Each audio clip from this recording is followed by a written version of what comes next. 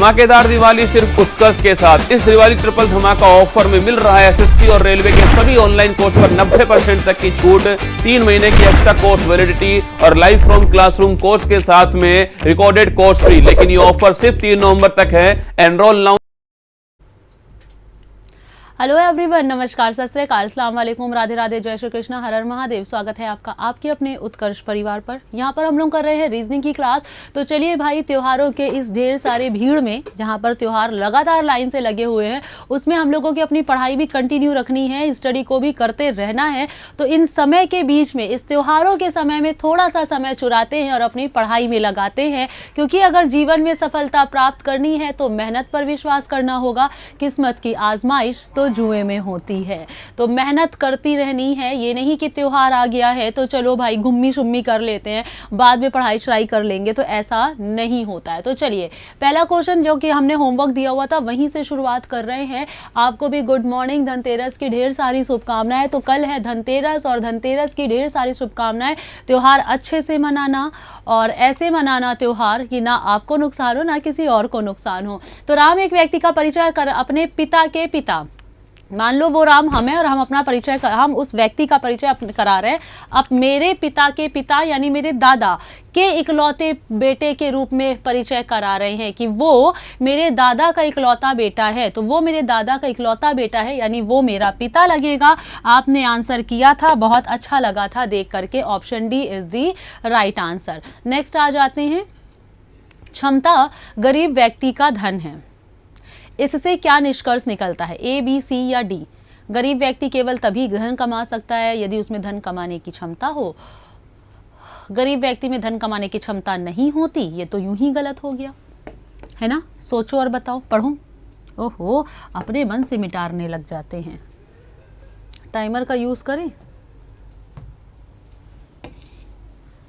चलो, तो टाइमर दिया आपके सामने। गुड मॉर्निंग बच्चा, जय श्री राम।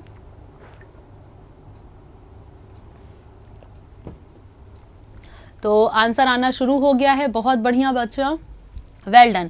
मैंने पहले ही आपको पढ़ के प्रश्न बता दिया, इसलिए समय थोड़ा कम लगा। धनी व्यक्ति हमेशा सक्षम होता है, गलत, क्योंकि यहाँ पर गरीब व्यक्ति की बात की गई है, धनी व्यक्ति की नहीं। गरीब व्यक्ति हमेशा सक्षम होता है ऐसा निष्कर्ष में नहीं कहा है। निष्कर्ष में कह रहा है कि गरीब व्यक्ति यानी कि क्षमता गरीब व्यक्ति का धन है। इसका मतलब क्या? क्षमता गरीब व्यक्ति का धन है क्या? तो क्षमता से वो क्या कर सकता है? पैसे ही तो कमा सकता है। अगर उसके पास क्षमता है तो तभी धन कमा सकता है, जब उसमें धन कमाने की क्षमता हो। अगर आपको मैम केवल शब्द लगा और इसलिए गलत, तो बेटा चारों गलत कर दोगे। हमेशा लगा है गलत, हमेशा लगा है गलत, ये वैसे भी गलत हो गया क्योंकि नेगेटिव है। तो फिर बेटा केवल यहाँ पर अकॉर्डिंग टू स्टेटमेंट, अगर उसका क्षमता, अगर उसका धन जो क्षमता है कि क्षमता है तो वही उसका धन है, उसी से वो पैसा कमा सकता है ना, वरना नहीं। तो केवल इसीलिए आया हुआ है। और चलिए, एक और प्यारा सा प्रश्न। आपको भी नमस्कार। वीडियो को खड़ाक से शेयर करके फटाक से वापस आ जाने का, अगर आपने वीडियो को अभी तक शेयर नहीं किया हुआ है। एक तस्वीर की ओर इशारा करते हुए राम ने कहा, इस व्यक्ति के भाई की पुत्री मेरी पत्नी है। यानी एक व्यक्ति को, एक फोटो को देख के मैं कह रहा हूँ, वो राम मैं खुद को मानूं, मैं कह रहा हूँ कि इसके भाई की पुत्री यानी उसकी भतीजी मेरी पत्नी है। उस व्यक्ति की भतीजी मेरी पत्नी है, यानी वो व्यक्ति मेरी पत्नी के पिता का भाई हुआ। तो उसकी पत्नी का तस्वीर में मौजूद व्यक्ति से क्या संबंध है? तो ऑब्वियस सी बात है, उसकी भतीजी मेरी पत्नी है तो मेरी पत्नी उसकी भतीजी लगी, है ना।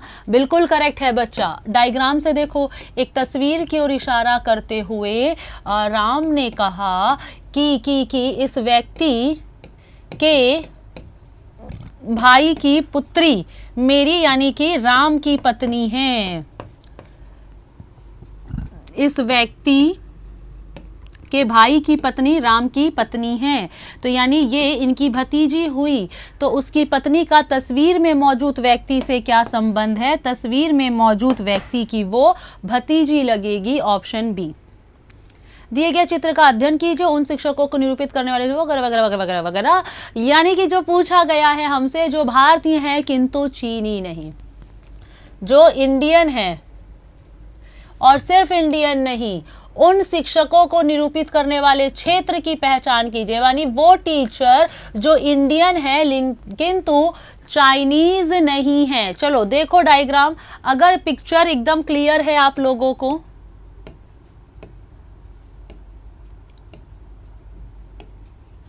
पिक्चर एकदम क्लियर है आप लोगों को,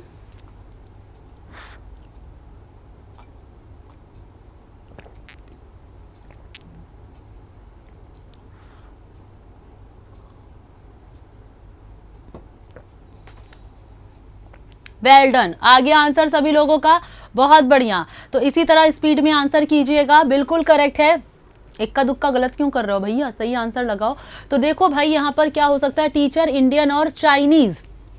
चाइनीज मना किया है, सारे चाइनीज काट दो। जो टीचर उस क्षेत्र की जो टीचर है जो भारतीय है, टीचर और भारतीय है, तो वो केवल और केवल एक होगा बेटा, केवल और केवल एक है ना। ये टीचर भी हैं और ये भारतीय भी हैं, तीन होगा नहीं, तीन क्योंकि चाइनीज में है, और फिर तीन चाइनीज में 4 1 6, तो 4 1 6 ऑप्शन बी। तो 4 अगर लेते हैं तो 4 टीचर तो है पर भारतीय नहीं है, 6 अगर लेते हैं तो भारतीय तो है पर टीचर नहीं है।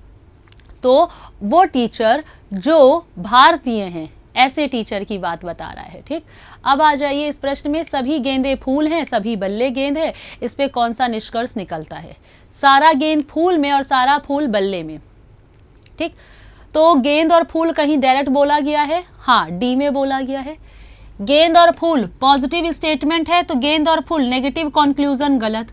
बल्ला और गेंद कहीं बोला गया है, हाँ यहाँ पर सभी बल्ले गेंद हैं, तो सभी बल्ले गेंद है, तो बल्ले और गेंद में कुछ का निष्कर्ष अपने आप सही हो जाएगा क्योंकि स्टेटमेंट सभी की बात कर रहा है, राइट। तो अब कुछ फूल बल्ले हैं, सभी बल्ले फूल है, हमें सोचने की आवश्यकता बिल्कुल भी नहीं है। आंसर सभी का सी आ गया, करेक्ट है, वेल डन। डायग्राम के साथ देखेंगे, सारे के सारे गेंदे फूल हैं और सारे के सारे फूल, सॉरी सारे के सारे फूल नहीं है, सभी गेंदे फूल हैं और सभी बल्ले गेंद हैं। तो कह रहा है सभी बल्ले फूल हैं, हाँ भाई हाँ। अब थोड़ा सा रुक जाएंगे बच्चा,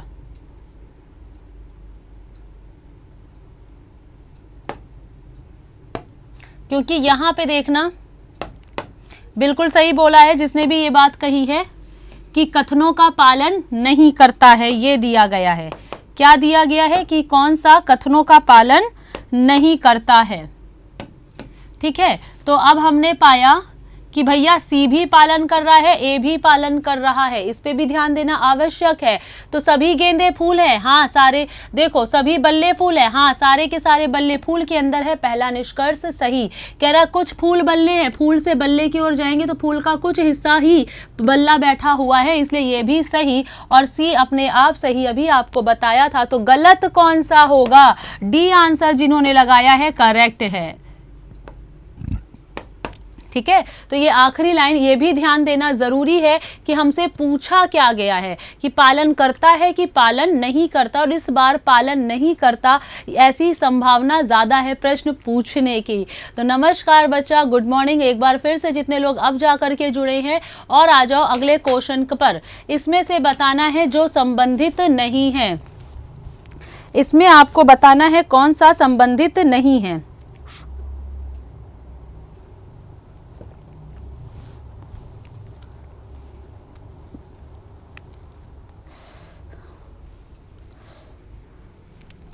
चलिए, तो इसमें से कौन सा संबंधित नहीं है देखा जाए।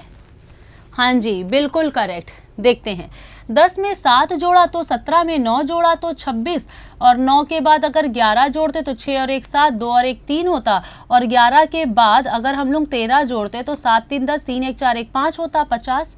तो हमको 13 जोड़ना चाहिए था, तो यहाँ 37 होता, और फिर 13 जोड़ते तो 50 होता, यानी 39 गलत है ना। क्या गलत है, 39 की जगह क्या आना चाहिए था, 37 आना चाहिए था। अब ब्यूरेक्ट एक वर्ड है जिसको इस प्रकार से, तो कैपिटल ये कोई ज़रूरी नहीं है कि मीनिंगफुल वर्ड दिया जाए, कई बार मीनिंगलेस वर्ड भी दिए जा सकते हैं जैसा कि यहाँ पर दिया गया है। तो क्या हो सकता है यहाँ पे, आसान सा लॉजिक है, ढूंढो और बताओ, ए या बी या सी या डी। देखो करेक्ट, बिल्कुल सही बात कही आपने, सबका आंसर परफेक्ट आ रहा है। रूल क्या लग रहा है बेटा, अपोजिट, के का अपोजिट पी, ए का अपोजिट जेड, ई का अपोजिट वी, आर का अपोजिट आई, यू का अपोजिट एफ, बी का opposite Y. P Z V I F Y यही दिया गया है। तो बस आपको इसका कोड बताना है, सी का अपोजिट एक्स, एल का अपोजिट ओ, टी का opposite G, option D correct. D answer लगा दिया, सही है, बहुत बढ़िया बच्चा। नेक्स्ट आ जाते हैं इसी के साथ। तो छोटे छोटे से प्रश्न है, जल्दी जल्दी जल्दी आंसर कर देंगे, गलत नहीं करेंगे, लेकिन टाइमर दे रहे हैं बच्चा। चलो 30 सेकंड में प्रश्न कीजिएगा।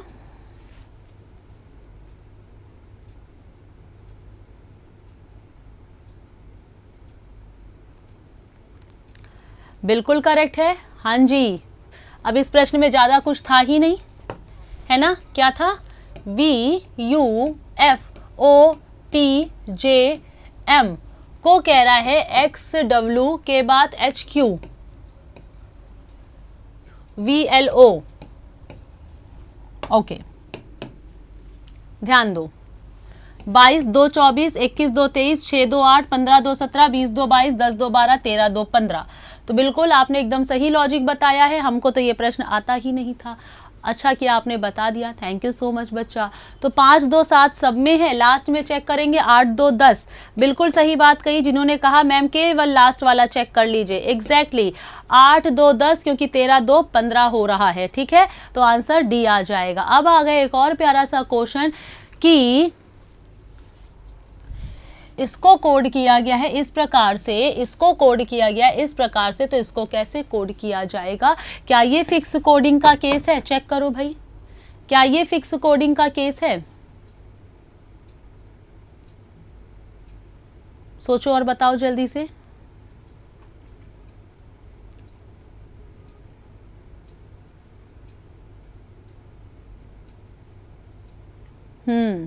करेक्ट करेक्ट करेक्ट, बहुत बढ़िया। आ जाइए चेक करते हैं, ये फिक्स कोडिंग का केस ही है। और क्यू का कोड अगर यहाँ से निकाले तो 5 आ जाएगा, और फिर 5 6 3, तीसरा लेटर चेक करते हैं, एम है, एम का कोड 3 दिया हुआ है, तो 5 6 3 ऑप्शन ए में दिया हुआ है, ठीक। और टी का कोड निकालते तो 6, एल का कोड निकालते तो 1, तो ऑप्शन ए आपका आंसर करेक्ट है। कुछ बच्चे इधर उधर आंसर कर दिए हो, इधर उधर आंसर मत कीजिए। 6 छात्र एक कक्षा में हैं, पजल है।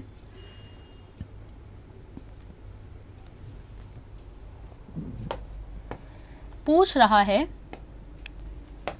किस छात्र की लंबाई सबसे कम है,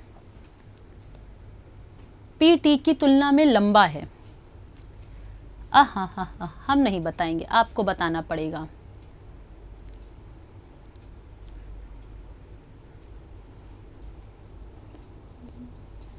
सोचो और बताओ, देखा जाए। हाँ जी करेक्ट। इंग्लिश में भी देख लो एक बार, तो इंग्लिश में भी एक बार सॉल्व कर लीजिए सारे के सारे। 6 students P Q R S T and U are in a class, Q and R, हाँ देखो वो भी एक क्लास में है, आप सब भी एक क्लास में हो। चलो क्वेश्चन पर ध्यान देते हैं, ठीक, बातें बाद में कर लो, थोड़ा सा क्लास कर लो फिर बातें करते हैं। देखो किस छात्र की लंबाई सबसे कम है, कह रहा पी टी की तुलना में लंबा है, तो पी अगर टी से लंबा है तो वो सबसे कम तो होगा नहीं लंबाई में, काट दो, ठीक है। पी टी से हल्का, यू से अधिक, ठीक। यू एस से लंबा, यू की बात है ही नहीं। टी एस से हल्का लेकिन यू से भारी है, टी एस से हल्का और यू से भारी है, एस से हल्का और यू से भारी है टी, तो यू सबसे, टी सबसे छोटा, यू से भारी है ना टी, तो टी सबसे हल्का कैसे हो सकता है, काट दो। अब हमारे पास आर और क्यू है, क्यू और आर का भार यू से कम है, एस क्यू से अधिक लंबा और आर से अधिक भारी है। अब बचा हमारे पास क्या, क्यू और आर ही बच रहा है।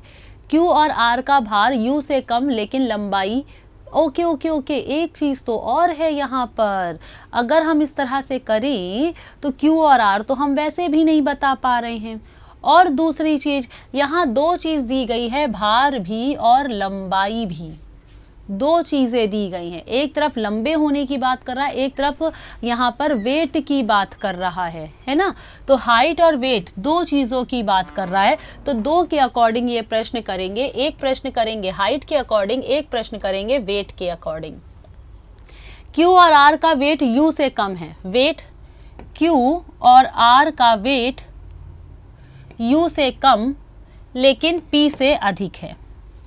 ऐसे करते हैं ये प्रश्न, ठीक है।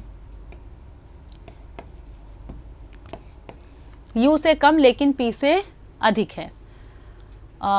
S Q से अधिक लंबा है, S Q से अधिक लंबा है, हाइट में डाल दिया है इसको, और R से अधिक भारी। S Q से लंबा है और R से अधिक भारी है, यानी S R से भारी है तो या तो S यहाँ या तो S यहाँ। अभी ये कंफर्मेशन नहीं है पर ये अकॉर्डिंग टू वेट है बच्चा, ठीक। T S से हल्का है, S से हल्का है लेकिन U से भारी, S से हल्का लेकिन U से भारी, तो कंफर्म हो गया कि S यहाँ नहीं होगा, S यहाँ, T यहाँ, तो T S से हल्का और U से भारी, और Q और R से भारी है ही, S R से भारी बनाया ही है। P T से हल्का, P T से हल्का लेकिन U से अधिक भारी है, P T से हल्का है लेकिन U से अधिक भारी है, P T की तुलना में लंबा है, P is lighter than T but heavier than U। अब इसमें थोड़ा सा ध्यान रखिएगा, थोड़ा सा धैर्य बना के रखेंगे तभी ये प्रश्न सॉल्व हो पाएगा। हड़बड़ाहट में करोगे तो प्रश्न भी नहीं सॉल्व होगा और छोड़ भी दोगे और टाइम भी बर्बाद कर दोगे, है ना। तो देखो Q और R का वेट U से कम लेकिन P से अधिक हो गया, S R से अधिक भारी हो गया, ठीक। T S से हल्का लेकिन U से अधिक भारी है, U S से लंबा है, कहा जा रहा है U S से लंबा है, कहा जा रहा है U S से लंबा है, T S से हल्का लेकिन U से अधिक भारी है। यहाँ एक शब्द मिसमैच हो रहा है, T S से U से अधिक भारी है और S से हल्का है, यहाँ पर थोड़ा सा वर्ड गलत है। यहाँ पर लंबा का सेंस होना चाहिए था कि T S से लंबा लेकिन U से अधिक भारी, कुछ ऐसा है ना, कुछ एक यहाँ पर मिसमैच हो रहा है। रुकना बच्चा,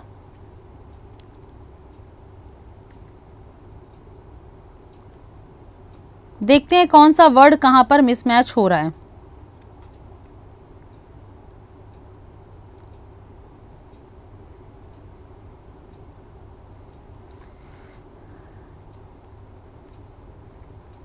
हल्का और भारी, क्योंकि छोटा हाइट की बात हो रही ना, तो लंबा और छोटा होता तो ये बात समझ में आता।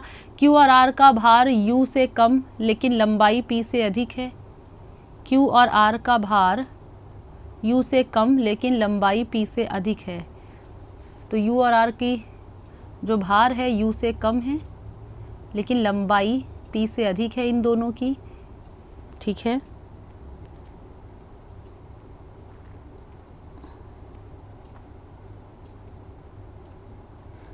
T S से हल्का लेकिन U से अधिक भारी है, S Q से अधिक लंबा और R से अधिक भारी है, ये भी लाइन सही है। Q R का भार U से कम, लंबाई P से अधिक है। अच्छा, U S से लंबा है, ओके ओके ओके ओके, यही तो मिक्स कर रहे हैं, यही तो मिक्स कर रहे हैं। U S से लंबा है कहा है और हम खुद ही मिक्स कर दे रहे हैं दोनों को। फिर से आ जाओ, भूल जाओ, सब भूल जाओ, सब हटाओ, निकालो दिमाग से और फिर आ जाओ, ठीक। सब निकालो दिमाग से और अब ध्यान दो, खुद ही मिक्स कर दिया है ना। ये हाइट लिख लो और ये वेट लिख लो। चलो, U S से लंबा है और यहाँ हम वेट में डाले दे रहे हैं। बिल्कुल सही कहा, आपने भी सही कहा बच्चा। Q R का भार U से कम है, ठीक। Q और R का भार जो है U से कम है। आराम से चलते नहीं तो गड़बड़ हो जाएगा। सेम ऐसे जैसे अभी हुआ था, तो Q और R का भार U से कम लेकिन लंबाई जो है P से अधिक है। अच्छा, हम साइड से देख रहे तो बोर्ड कभी कभी ना चिप जाता है, मतलब शाइन की वजह से एकदम एग्जैक्ट नहीं देख पाते हैं। तो जो लंबाई है वो P से अधिक है, यानी P से लंबाई अधिक है Q और R की, ठीक, और यहाँ पे क्यू आर यू के नीचे। फिर एस क्यू से अधिक लंबा है और आर से अधिक भारी। क्यू से अधिक लंबा है एस और आर से अधिक भारी। एस कहाँ होगा अभी पता नहीं, क्यों? क्योंकि आर से अधिक भारी, अभी क्यू और आर की पोजीशन क्लियर नहीं हुई। ठीक, यू एस से लंबा है, एस से लंबा है यू। टी एस से हल्का है, एस से हल्का है टी, बना लेते हैं एस से हल्का है टी, लेकिन यू से भारी। तो यू से भारी, एस से हल्का है टी और यू से भारी, ये कंडीशन क्यू और आर अभी भी यहीं पर है। एस क्यू से अधिक लंबा है, एस क्यू से लंबा है और आर से अधिक भारी भी है एस। टी एस से हल्का है, टी एस से हल्का है लेकिन यू से भारी। यू एस से लंबा, यू एस से लंबा। पी टी से हल्का, पी टी से हल्का है, और टी से हल्का है तो पी यहाँ होगा, यहाँ अभी कंफर्मेशन नहीं है। तो पी टी से हल्का लेकिन यू से भारी है। तो जो पी टी से हल्का लेकिन यू से भारी है, यानी कि पी कहाँ पर आ जाएगा, यहाँ पर, कि पी जो है वो टी से हल्का और यू से भारी है। अब सही बना? ठीक, पी टी से हल्का और यू से भारी है, पी टी की तुलना में लंबा है, पी टी की तुलना में लंबा है। देखो क्यू और आर यहाँ भी कंफर्म नहीं, क्यू और आर यहाँ भी कंफर्म नहीं। 1 2 3 4 5 6, 1 2 3 4 5 6, 6 लोग मैनेज हो गए। किस छात्र की लंबाई सबसे कम है? लंबाई सबसे कम है टी की। तो अगर ये प्रश्न शॉर्टकट करने जा रहे थे तो लास्ट में बचा था क्यू और आर, और क्यू और आर में हम बता ही नहीं पा रहे थे। फिर ध्यान आया कि इसमें लंबाई की भी बात कर रहा है और वेट की भी बात कर रहा है, तो पता चला कि दोनों अलग अलग प्रश्न बनेगा। और अलग अलग बनाने पर पता चला कि भैया टी सबसे क्या हो रहा है, हाइट में कम हो रहा है, लंबाई सबसे किसकी कम है, टी की कम है। ठीक, तो प्रश्न मुश्किल नहीं था, बस थोड़ा सा रुक के आराम से प्रश्न करना था, क्योंकि हड़बड़ाहट में जैसे हमसे मिस्टेक हुआ है, होना लाजमी है आपसे भी, क्योंकि हम तो यहाँ बोल रहे हैं, समझा रहे हैं, एक्सप्लेन कर रहे हैं, कमेंट भी देख रहे हैं, सारी चीज़ें एक साथ करनी है। उसी तरह आप जब एग्ज़ाम हॉल में बैठते हो तो प्रेशर टाइम का भी होता है, स्पीड का भी होता है और सही प्रश्न पढ़ने का भी होता है, और फिर उसको जल्दी जल्दी सॉल्व भी करना होता है।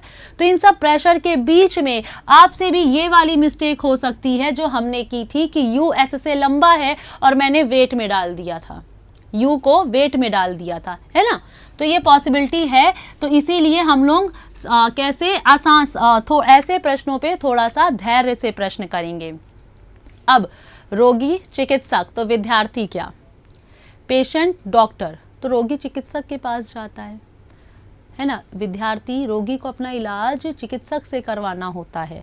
अब घर में कभी कभी मम्मी भी चिकित्सक बन जाती हैं, छोटी मोटी डॉक्टर, तो हमारी मम्मी को भी घोषित कर ही देना चाहिए, नहीं कभी कभी वो भी, कभी कभी क्या, अक्सर ही, पहले तो वही ठीक कर देती है। तो उसके बाद विद्यार्थी, तो विद्यार्थी किसके पास जाता है, कक्षा नायक, क्लास लीडर, स्कूल। अब देखो यहाँ हॉस्पिटल नहीं लिखा है, हॉस्पिटल में जो इलाज करता है उसका नाम लिखा है, तो हॉस्पिटल नहीं होगा बच्चा, टीचर होगा। रोगी तो हॉस्पिटल में भी जा सकता है ना, लेकिन हॉस्पिटल के अंदर चिकित्सक बैठता है, उससे इलाज लेता है। तो विद्यार्थी विद्यालय में जाता है जिसके अंदर शिक्षक बैठता है। तो आंसर क्या हो जाएगा, ऑप्शन सी हो जाएगा। इसी के साथ नेक्स्ट क्वेश्चन देख लीजिएगा। चलो एक डायग्राम आप लोगों को और बनाना पड़ेगा। अब सोचो इसमें क्या कर सकते हैं।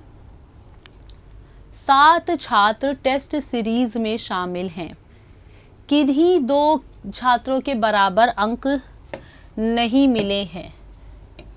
कमेंट थोड़ा सा फालतू बातें कम करेंगे और सिर्फ क्वेश्चन पर ध्यान देंगे। टेस्ट सीरीज में किन्हीं भी 2 छात्रों को बराबर अंक नहीं है। ए हमेशा बी से अधिक अंक लाता है, जी हमेशा ए से अधिक लाता है। प्रत्येक बार या तो सी अधिक अंक प्राप्त करता है या ई न्यूनतम अंक प्राप्त करता है। डी सबसे अधिक अंक प्राप्त करता है, एफ या बी न्यूनतम अंक प्राप्त करते हैं। यदि उनको अंकों के अनुसार डी को 6ठी तथा बी को 5वीं रैंक दी गई है तो निम्नलिखित में से कौन सा सत्य हो सकता है।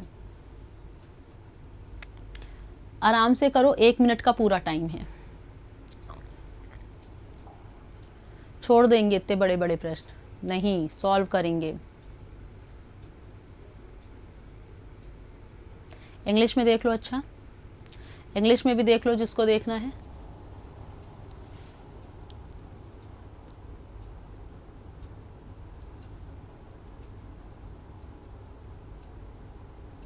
देख लिया? वापस आ जाए हिंदी पे। सॉल्व हो गया? हाँ, चलो कोई बात नहीं, आंसर आने लगा। इंग्लिश में भी देख लिया है। 7 छात्र हैं, ठीक है। उनके अंकों के अनुसार डी को 6वीं तथा बी को 5वीं रैंक दी गई है। तो 1 2 3 4 5 6, डी को 6वीं और बी को 5वीं, इनको पहले फिक्स कर लो। इनको फिक्स कर लिया, ठीक है। तो इनसे तो कोई आंसर निकल नहीं रहा है। पूछ रहा है कौन सा सत्य हो सकता है। ठीक, ए हमेशा बी से अधिक अंक लाता है, जी हमेशा ए से अधिक अंक लाता है, प्रत्येक बार या तो ई सबसे अधिक अंक प्राप्त करता है, सी, देखो हमको सी नहीं दिखा है ना, प्रत्येक बार सी सबसे अधिक अंक प्राप्त करता है तथा ई न्यूनतम अंक। तो अगर सी ने सबसे अधिक अंक प्राप्त किया होता तो ई न्यूनतम अंक प्राप्त करता, लेकिन ई ने तो न्यूनतम अंक प्राप्त नहीं किया। यहाँ तो डी है, डी को 6वीं रैंक दी गई और 7 छात्र हैं। अरे यार रुको, 7 छात्र हैं तो डी 6वीं रैंक पे है, बी 5वीं रैंक पे। 1 2 3 4 5 6, बनाया ही 6 है। क्या हो रहा है, रुक जाओ।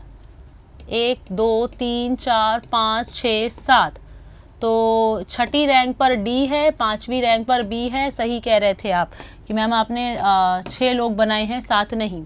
सही कह रहे थे आप, ठीक। अब ए हमेशा बी से अधिक, जी हमेशा ए से अधिक, यानी ये तीनों यहीं पर होंगे। तो हम कह सकते हैं जी ए बी, ऐसे समझना है ना। या फिर हम कह सकते हैं, ओके सॉरी, अभी ऐसे ही रखते हैं, जी ए बी के ऊपर जाएंगे, ये कंफर्म है। प्रत्येक बार सी या तो सबसे अधिक अंक प्राप्त करता है, ई न्यूनतम अंक प्राप्त करता है, या डी सबसे अधिक अंक प्राप्त करता है तथा एफ या बी न्यूनतम। तो डी ने सबसे अधिक अंक तो प्राप्त नहीं किया है, तो ये लाइन तो गई। अब ए और जी यहां कहीं होगा।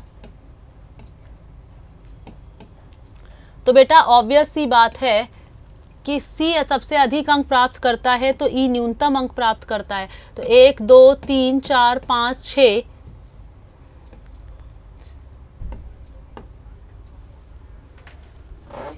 क्या किया जाए इसमें, क्या कर सकते हैं। डी को 6वीं, बी को 5वीं रैंक दी गई है, सी सबसे अधिक अंक प्राप्त करता है, तो या तो एफ को हम यहां रख सकते हैं, है ना। आराम से करेंगे इस प्रश्न को भी सोच के। फिर से साफ कर लेते हैं बोर्ड।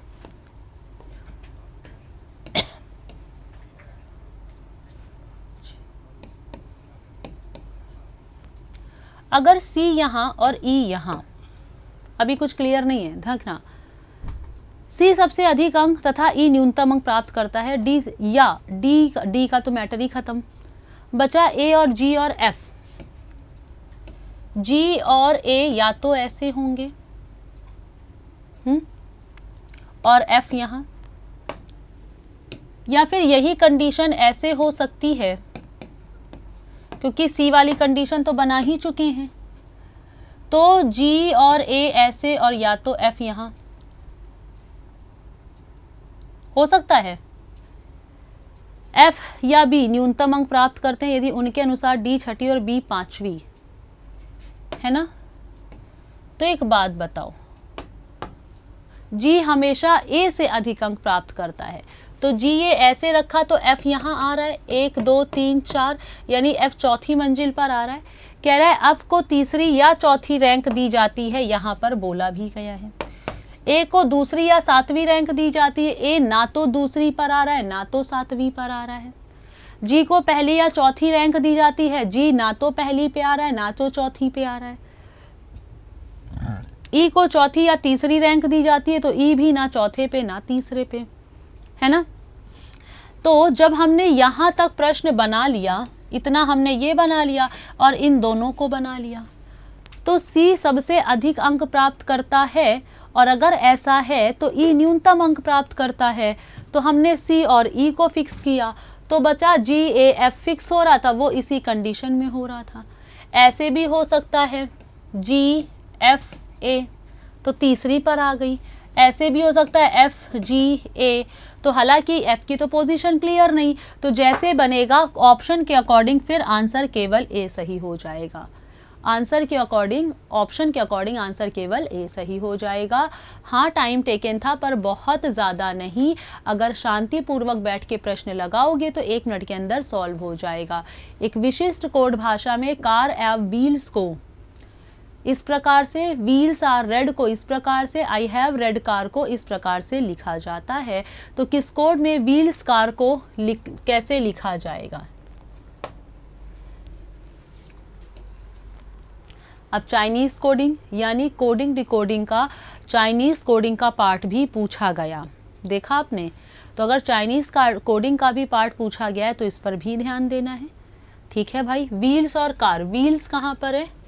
व्हील्स यहाँ पर है, व्हील्स यहाँ पर है और कहीं नहीं है। तो इन दोनों के कोड में @ नहीं है, MU है, MU है, यानी MU होना चाहिए और MU 2 जगह है। अब कार को पकड़ो, कार यहाँ है और कार यहाँ है, तो इनके कोड में क्या कॉमन है? हैश और @ हैश और @ दो चीज़ें कॉमन है। यहाँ पे हैश है नहीं, यानी कार का कोड या तो हैश या तो MU होगा। तो MU के साथ, 1 minute, wheels car wheels, wheels और व्हील्स, MU और MU, @ और हैश होगा, @ और हैश। तो या तो हैश के साथ MU हो या तो @ के साथ MU हो। @ के साथ MU नहीं है पर हैश के साथ MU है। तो ये तो किसका कोड हो गया? व्हील्स का कोड हो गया। कार का कोड हैश और @ में से कोई एक होना चाहिए और हैश है, इसलिए आंसर ए हो जाएगा। टाइमर नहीं देंगे, बिना टाइमर के सॉल्व करेंगे। नमकीन, खट्टा, कड़वा, स्वादिष्ट। नमकीन, खट्टा, कड़वा, स्वादिष्ट। स्वादिष्ट कैसे पता चलता है? स्वाद लोगे तभी तो पता चलेगा कि हाँ ये नमकीन स्वाद ही तो है, खट्टापन स्वाद ही तो है, कड़वापन स्वाद ही तो है। कह रहे ये थोड़ा सा कड़वा है, ये खट्टा है, ये नमकीन है ना, ये मीठा है। तो डिलीशियस अलग हो गया कि हाँ ये तो बहुत उम्दा रेसिपी बनी हुई है, बहुत टेस्टी है, बहुत स्वादिष्ट है। तो वो खाओगे और उस पर देखोगे नमक, खट्टा, कड़वा वगैरह वगैरह, तभी उसकी तारीफ करोगे, राइट। इसमें से कौन सा विषम हो सकता है? बिल्कुल करेक्ट है। देखा जाए,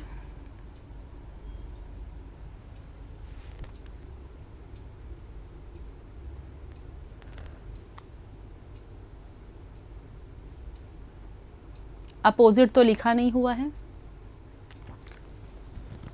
देखो 14 4 18, 16 4 20, 4 1 5 और यहाँ 3 4 3 7, बिल्कुल करेक्ट है, ये तो सही जा रहा है। अच्छा भाई, 3 और 1 4, 21 और -4 17, 29 में से 4 कदम पीछे गए S, P से 4 कदम पीछे गए L, यानी 12 4 16, 17 4 21, 19 4 23, तो ये विषम हो गया।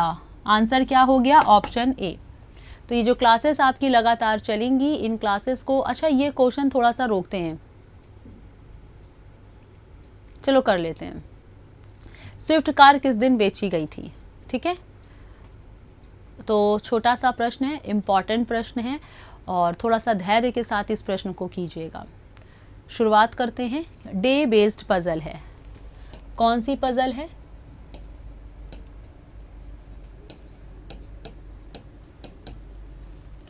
तो डे बेस्ड पजल में दिनों को फिक्स करेंगे।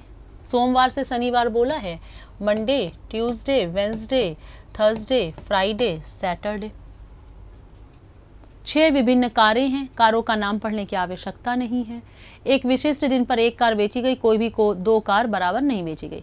सेंट्रो कार के बाद कम से कम 4 कार बेची गई, कम से कम 4। तो मान लिया कि सेंट्रो यहाँ कि कम ज़्यादा से ज़्यादा 5 बेची जा सकती हैं क्योंकि 6 ही हैं, लेकिन कम से कम 4 तो होगी और हमने मान लिया 4 वाली कंडीशन। सेंट्रो कार के बाद कम से कम 4 बेची गई थी। मैग्ना को मंगलवार को बेचा गया था, काम ही खत्म हो गया। यानी सेंट्रो के बाद कम से कम 4, तो 4 से ज़्यादा भी हो सकता है, यानी सेंट्रो यहीं आएगी। और क्योंकि मैग्ना कब बेचा गया है? मंगलवार को। तो अगर हम सेंट्रो यहाँ रख दें और कहें सेंट्रो के बाद 4 कार बेची गई, तो मैग्ना कहाँ रखेंगे? और मैग्ना अगर यहाँ रख रहा है तो सेंट्रो यहाँ कहीं नहीं रखेंगे, क्योंकि सेंट्रो के बाद फिर 3, 2, 1 नहीं कर सकते, 4 से कम नहीं होना चाहिए। तो दोनों फिक्स हो गए। क्रेटा के ठीक बाद ऑडी बेची गई, क्रेटा के ठीक बाद ऑडी। क्रेटा कार को कम से कम 3 कारों से पहले बेचा गया। तो कम से कम क्या? कम से कम 3 कार से पहले। 3 से कम नहीं हो सकता है, 3 से ज़्यादा हो सकता है। तो 3 से कम 3 कारों से पहले क्रेटा, और क्रेटा के ठीक बाद ऑडी। सेंट्रो तथा i10 के कार से पहले बेचा। सेंट्रो तथा i10 दोनों कारों को कम से कम 1 कार से पहले बेचा गया था, कम से कम 1 कार से पहले। अब i10 सेंट्रो हम लगा चुके हैं, ऑडी, i10, मैग्ना, स्विफ्ट बचा है हमारे पास, और स्विफ्ट हम लास्ट में कर नहीं सकते हैं। ना स्विफ्ट हम यहाँ कर नहीं सकते हैं। क्यों? अगर स्विफ्ट को हमने यहाँ किया तो i10 यहाँ करोगे, और कह रहा है सेंट्रो को कम से कम 1 कार से पहले। तो कम से कम क्या? कई कार से पहले बेचा गया है सेंट्रो को, और i10 को भी कम से कम 1 कार से पहले। तो इसका मतलब यहाँ रखेंगे तो i10 के बाद तो कौनो कार नहीं है, कम से कम 1 तो होना चाहिए। तो i10 और यहाँ स्विफ्ट। प्रश्न कर रहा है स्विफ्ट किस दिन बेची गई थी? स्विफ्ट बेची गई थी शनिवार को। आंसर क्या आ जाएगा? शनिवार। तो थोड़ा सा धैर्य की यहाँ भी ज़रूरत थी, थोड़े से धैर्य की आवश्यकता थी, उसके बाद ये प्रश्न आपका सॉल्व हो चला था। ऐसे प्रश्नों को अगर आप सोच रहे हो कि हम छोड़ देंगे, तो ठीक है भाई, आपकी मर्जी। आपको लगता है कि इन प्रश्नों को छोड़ के और हम पूरा मैथ्स अटेम्प्ट कर लेंगे और आंसर कर पाएंगे, तो ठीक है बच्चा, छोड़ देना। लेकिन ऐसा है ही नहीं कि आप इस प्रश्न को छोड़ दें और आपका सिलेक्शन हो जाए। ठीक, चलो। दस्ताना हाथ, तो टोपी, तो दस्ताना हाथ में पहना जाता है। टोपी कहाँ पहनी जाती है? सही बात है भाई, टोपी सर में पहनी जाती है। इसमें सोचने की आवश्यकता ही नहीं थी। ये है टीचर्स, ये है चाइनीज और ये है इंडियन। उन शिक्षकों का प्रतिनिधित्व करने वाले क्षेत्र की पहचान कीजिए जो ना भारतीय ना चीनी, ना चीनी हो ना भारतीय हो, चीनी भी ना हो भारतीय भी ना हो। तो यानी किसी एक वाले को पकड़ना है। चीनी पूरा कट जाएगा, भारतीय पूरा कट जाएगा, बचेगा क्या? ऑप्शन सी।